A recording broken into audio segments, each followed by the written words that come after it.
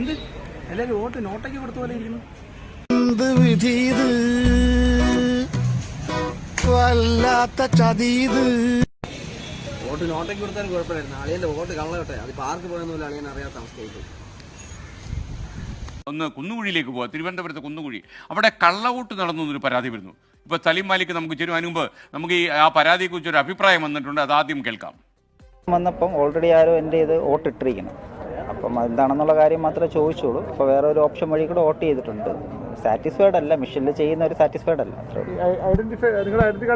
Identity card കാണിച്ചിരുന്നു. പിന്നെ രണ്ടാമത്തെ കാര്യം വന്ന ആള് മിക്കവാറും എല്ലാവർക്കും ആധാർ, ഒറിജിനൽ എല്ലാം പാൻ കാർഡ്, ID കാർഡ് എന്തെങ്കിലും എല്ലാം കാണിക്കണം. പക്ഷേ ഇതൊന്നും അവർ വെരിഫൈ ചെയ്തിട്ടില്ല. അവിടെ ഇരുന്ന ആൾക്കാർ അത് വെരിഫൈ ചെയ്തിട്ടില്ല എന്നാണ് തോന്നുന്നത്.